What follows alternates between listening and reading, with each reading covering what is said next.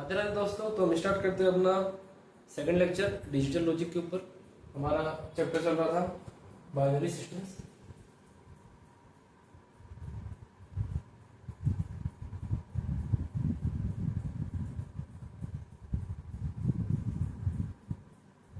हमने अपने पहले वीडियो में सिलेबस की बात कर ली कि सिलेबस क्या रहने वाला है डिजिटल लॉजिक के अंदर। हमने 12 चैप्टर्स देखे थे, 12 चैप्टर्स रहने वाले हैं। पहला चैप्टर है बाइनरी सिस्टम्स। तो बाइनरी सिस्टम में हम क्या पढ़ने वाले हैं, पहला टॉपिक हमारा जो रहने वाला है, फर्स्ट टॉपिक जो रहेगा बाइनरी सिस्टम में वो रहेगा डिजिटल कंप्यूटर्स। थोड़ा डिजिटल कंप्यूटर्स की बातें करते हैं, डिजिटल सिग्नल्स की बातें करते हैं, एनालॉग सिग्नल्स की बात कर लेते हैं, उसके बाद हम आगे चलेंगे वीडियो। तो डिजिटल कंप्यूटर्स की बात करते हैं, तो इसकी पहले डेफिनेशन देख लेते हैं। आप साथ साथ नोट करती जाइए। Digital computers it is an electronic device that process data on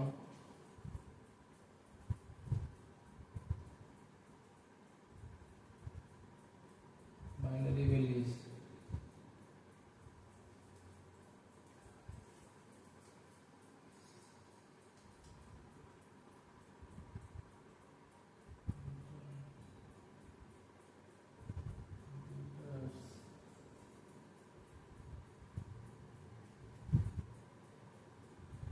Digital computers can perform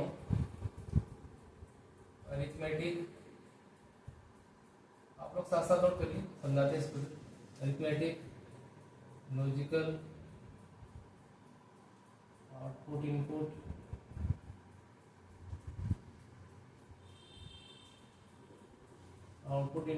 operations. Digital computers can perform arithmetic, logical, output, input operations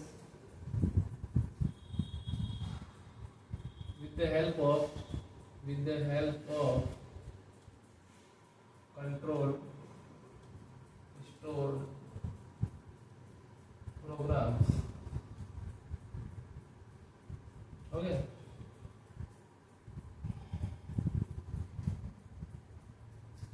ठीक है। डिजिटल कंप्यूटर्स के बारे में हम देख रहे हैं। तो आज जो भी स्पेस की जो भी चीजें और जो भी टेक्नोलॉजी में हम इतना आगे बढ़ चुके हैं, वो सब डिजिटल कंप्यूटर के कारण ही हुआ है। डिजिटल कंप्यूटर में क्या होता है, ये एक इलेक्ट्रॉनिक डिवाइस है। इलेक्ट्रॉनिक डिवाइस किसे कहते हैं? इलेक्ट्रॉनिक डिवाइस वो डिवाइस होता है जिसके अंदर इलेक्ट्रॉनिक सर्किट्स लगे होते हैं और खासकर सेमीकंडक्टर यूज हुआ होता है। Semiconductor that process data on binary values. तो डिजिटल कंप्यूटर जो है वो सिर्फ बाइनरी वैल्यूज पर ही काम करता है। बाइनरी वैल्यूज को ही अंडरस्टैंड करता है कंप्यूटर हमारा, इसलिए it is an electronic device that process data on binary values. Okay, तो सेकंड पॉइंट है digital computers can perform arithmetic, logical, input output operation with the help of control stored program. Computers के अंदर RAM होता है। RAM के अंदर कुछ sequence of instructions, RAM के अंदर सीक्वेंस ऑफ इंस्ट्रक्शंस स्टोर्ड होते हैं। समझा? इन सीक्वेंस ऑफ इंस्ट्रक्शंस को फॉलो करके कोई भी टास्क परफॉर्म होता है। कंप्यूटर किसी भी टास्क को परफॉर्म करता है तो सीक्वेंस ऑफ इंस्ट्रक्शंस को फॉलो करता है, फिर ही करता है। कोई भी टास्क को हम परफॉर्म करा सकते हैं और यूजर कैन चेंज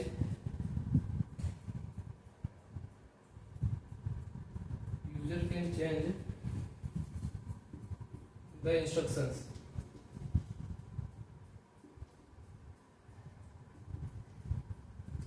कंप्यूटर को जो भी इंस्ट्रक्शन दिए जाते हैं टास्क को परफॉर्म कराने में, हम यूजर जो है वो इंस्ट्रक्शंस को चेंज करके कोई दूसरा काम भी करवा सकता है, या फिर कुछ और डेटा देकर दूसरा काम कर सकता है, फिर इसको चेंज कर सकता है। तो कंप्यूटर के अंदर रैम होती है, रैम के अंदर प्रोग्राम स्टोर होता है। प्रोग्राम, इसी को सीक्वेंस ऑफ इंस्ट्रक्शंस को प्रोग्राम कहते हैं। ये प्रोग्राम और टास्क को ये परफॉर्म करता है। तो ये जो आर्किटेक्चर है, ये जो रैम है, रैम के अंदर प्रोग्राम स्टोर होते हैं। उसके पहले प्रोग्राम जो है वो हार्ड डिस्क में स्टोर होता है। हार्ड डिस्क से प्रोग्राम रैम के अंदर आता है। तो इस जो स्ट्रक्चर है, ये किसी भी टास्क को परफॉर्म करने का, इस स्ट्रक्चर को कहते हैं von Neumann architecture. Von Neumann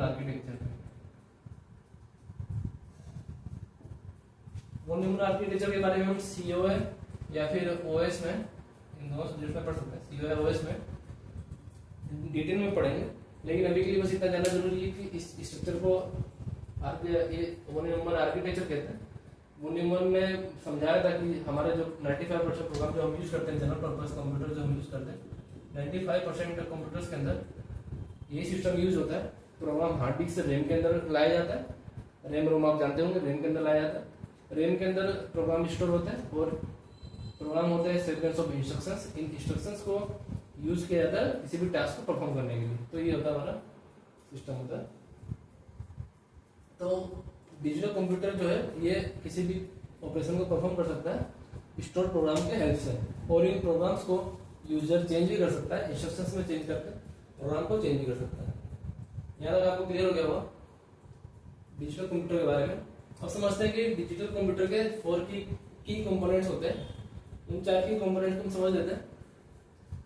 उसके बाद हमें हमारा ये जो टॉपिक है डिजिटल कंप्यूटर हमारा क्लियर हो जाएगा। तो इसको आप नोट कर लीजिए, इसको हम साफ कर देते हैं।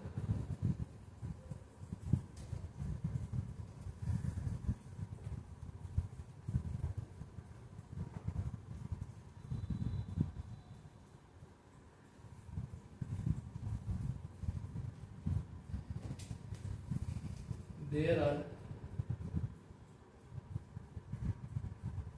4 key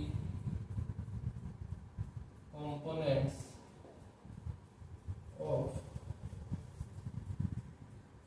digital computer। Digital computer के 4 की कंपोनेंट है। इन चारों को देख लेते हैं हम। पहला है सीपीयू। बहुत हो रही है। पहला है सीपीयू। सीपीयू को कहते हैं हम brain of the computer. CPU हमारा ब्रेन ऑफ कंप्यूटर होता है, क्योंकि इसका यूज हम करते हैं यूज फॉर कंप्यूटेशन। कंप्यूटर के अंदर कंप्यूटेशन का जो भी वर्क होता है वो सीपीयू के अंदर होता है। सीपीयू का पूरा नाम है central processing unit. Central processing unit, इसको ध्यान रखिए आप, कई बार 1 मार्क्स में आ जाता है। Central processing unit used for computation. और इसका सेकंड कंपोनेंट है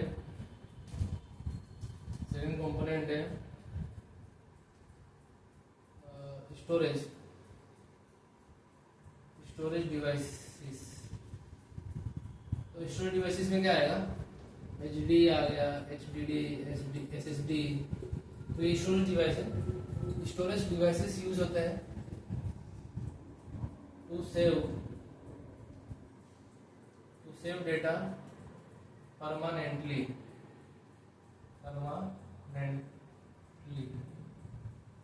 हमें डेटा को अगर परमानेंटली सेव करना हो तो हम एचडीडी या एसएसडी में सेव करते हैं।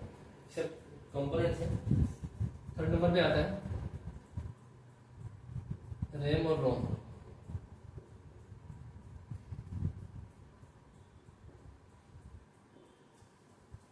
इनका यूज होता है टू स्टोर डेटा और प्रोग्राम्स।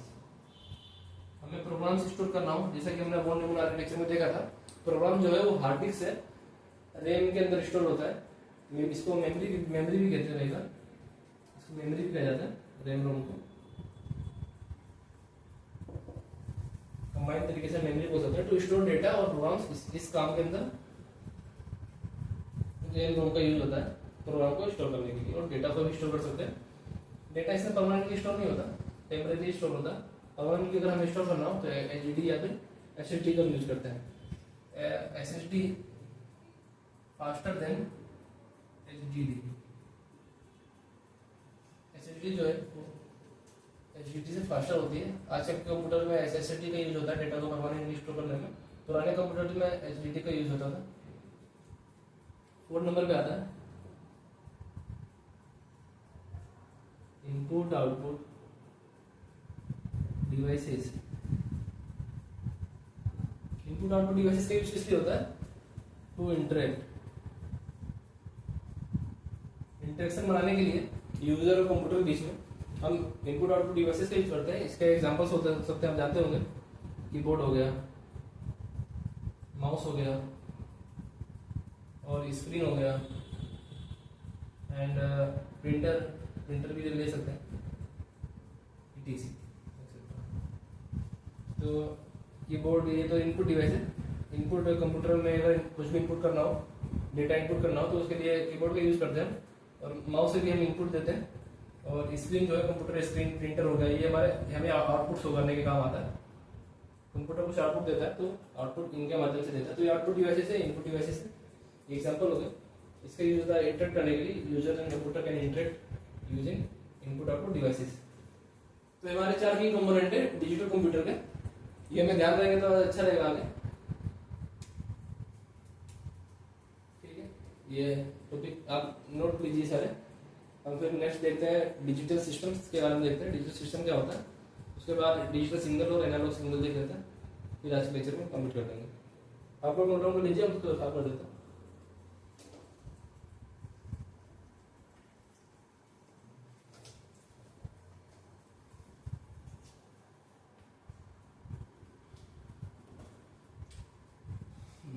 तो देखते हैं digital system.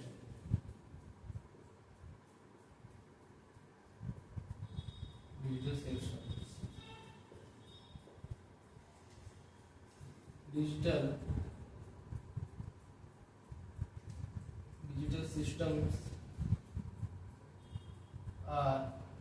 digital systems are processing the discrete signals, zeros and ones,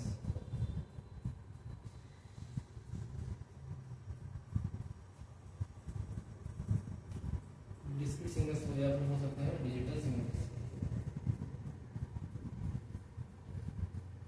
they do not process analog signals. Digital signal को ही ये प्रोसेस करता है, एनालॉग सिग्नल को प्रोसेस नहीं करता। एनालॉग सिग्नल क्या होता है? एनालॉग सिग्नल के बारे में भी थोड़ा देख लेते हैं। Analog signal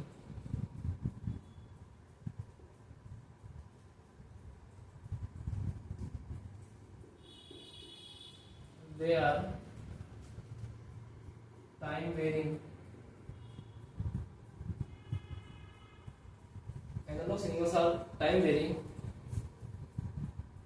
and represents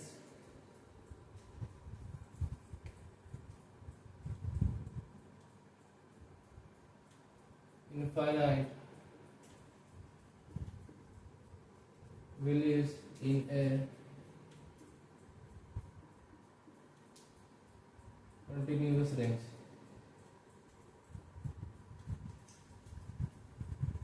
digital system देख रहे हो। डिजिटल सिस्टम क्या होता है? डिजिटल सिस्टम वो होता है जो डिजिटल सिग्नल्स को प्रोसेस करता है या फिर डिस्क्रीट वैल्यूज को लेता है। डिस्क्रीट वैल्यूज क्या है? जैसे 0 और 1, या फिर हमारे पास एक सेट ऑफ वैल्यूज है, उन्हीं में से एक वैल्यू को वो इनपुट में लेगा, उसको बोलते हैं डिजिटल सिस्टम। और एनालॉग सिग्नल क्या होता है? एनालॉग सिग्नल वो होता है जो टाइम के साथ वेरी करता है। इसका अगर हम ग्राफ देखें, ये होगा टाइम हमारा, ये इस एक्सिस का एम्पलीट्यूड हो गया, तो ये हमारा इसका ग्राफ यूं होगा कुछ। ये हमारा एनालॉग सिग्नल का ग्राफ होता है, ये कंटिन्यूअस सिग्नल नहीं होता, इसके हर टाइम पर आप चेक करेंगे वैल्यू अलग अलग आ रही है, हर टाइम पर, हर टाइम की वैल्यू अलग अलग है। और कुछ सेट ऑफ वैल्यूज नहीं है, इनफाइनाइट वैल्यूज है, इनफाइनाइट पॉसिबल वैल्यूज है, इनफाइनाइट पॉसिबल वैल्यूज में से कोई भी वैल्यू आ सकती है। तो ये होता है हमारा एनालॉग सिग्नल। ये देखिए आप, हर सेकंड वैल्यू चेंज हो रही है और इनफाइनाइट वैल्यू से इसके अंदर कंटिन्यूअस रेंज है, इसलिए इसके अंदर इनफाइनाइट वैल्यू से। और डिजिटल सिग्नल क्या होता है, डिजिटल सिग्नल का ग्राफ ऐसा होता है, डिजिटल सिग्नल का ग्राफ जैसे ये 0 है, इस सेट ऑफ वैल्यू से हम मान लेते हैं दो वैल्यूज है, दो वैल्यूज के बीच में ये वेरी कर रहा है, तो इसका ग्राफ कुछ इस तरह होता है। ये होता है डिजिटल सिग्नल का ग्राफ, ये हो गया हमारा डिजिटल सिग्नल।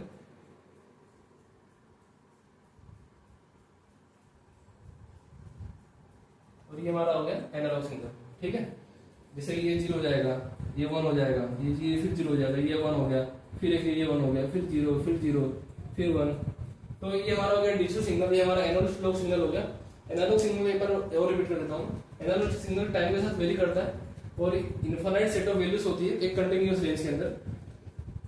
और डिजिटल सिग्नल में एक सेट ऑफ वैल्यूज होती है, set of values, set of discrete values होती है, set of discrete values, set of discrete values होती है। इसी कुछ सेट ऑफ वैल्यूज में से ही कोई वैल्यू हम we select one value at a time, one value at a time from a set of values.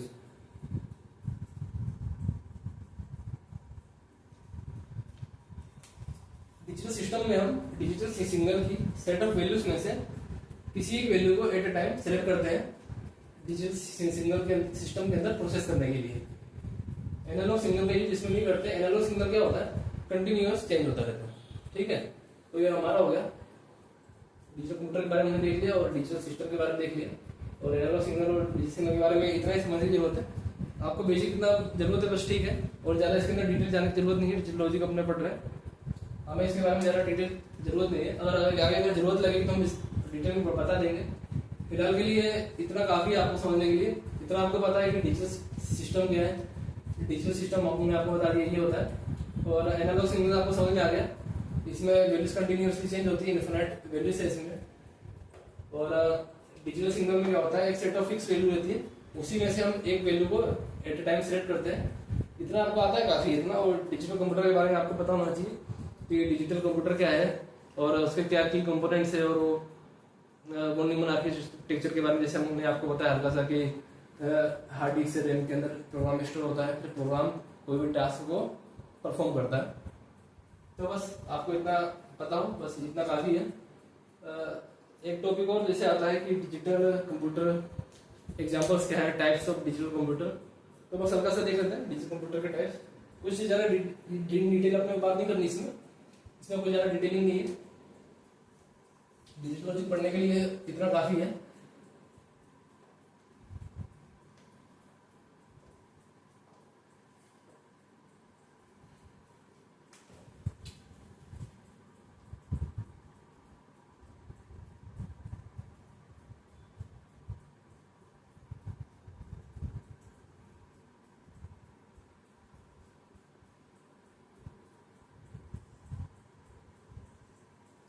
In signals के बारे में, टाइप्स ऑफ सिग्नल्स के बारे में और सिस्टम्स के बारे में अगर ज्यादा डिटेलिंग पढ़ना हो तो हम दूसरे वीडियो में बात कर लेंगे। लेकिन फिलहाल हम डिजिटल लॉजिक स्टार्ट कर रहे हैं तो उसके बारे में, उसके लिए इनमें बहुत ज्यादा डिटेलिंग की जरूरत नहीं है। हमें हल्का हल्का पता है कि बस क्या होता है, डेफिनेशन पता है, इसमें काम चल जाएगा और इतना बहुत इनफ है। डिजिटल लॉजिक पढ़ने के लिए इतना इनफ है। बाकी जरूरत पड़ेगी तो उसको बाद में कॉल करेंगे। फिलहाल के लिए आप इसी का समझ से जाइए। टाइप्स ऑफ डिजिटल कंप्यूटर्स में पहला टाइप होता है पीसी। पीसीस होते हैं, पीसी को कहते हैं पर्सनल कंप्यूटर। पर्सनल कंप्यूटर के एग्जांपल क्या है, जैसे लैपटॉप हो गया, डेस्कटॉप हो गया, तो ये पर्सनल कंप्यूटर्स में आता है। और सेकंड है embedded system. Embedded systems third number पर आता है। पीसी हो गया, एम्बेडेड सिस्टम हो गया, सुपर कंप्यूटर्स हो गया, सुपर कंप्यूटर्स हो गया। सुपर कंप्यूटर का यूज कहाँ पर होता है? फॉर एग्जांपल सुपर कंप्यूटर्स का हम यूज करते हैं weather forecasting.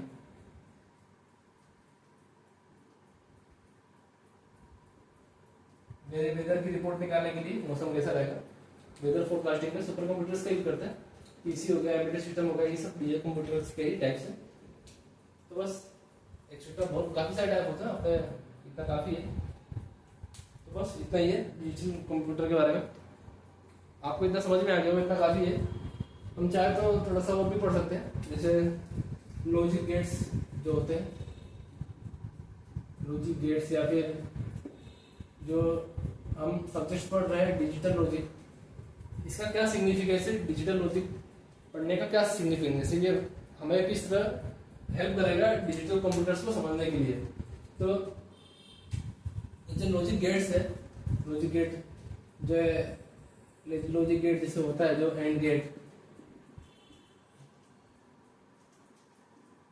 Gate, not gate, और गेट, ये बेसिक गेट्स हैं। टोटल 7 गेट होते हैं। अभी हम ये नहीं पढ़ रहे, अब इतना समझिए कि जो गेट्स होते हैं they are fundamental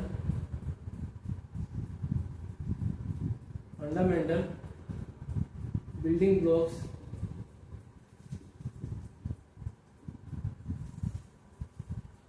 for digital computer.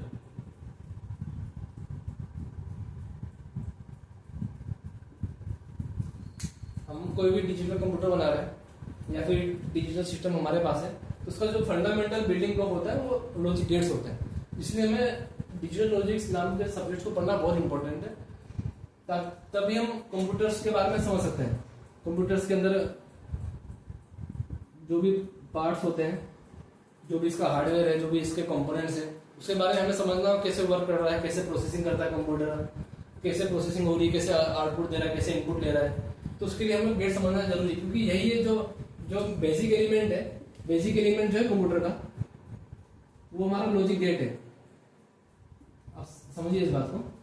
Computer के अंदर जो भी कंपोनेंट होता है वो लॉजिक गेट से मिलकर बना होता है। कंप्यूटर के अंदर जो सर्किट्स होती है, कॉम्बिनेशनल सर्किट, सीक्वेंशियल सर्किट, काफी सारी सर्किट लगी होती है, वो सारी सर्किट्स लॉजिक गेट से मिलकर ही बनती है।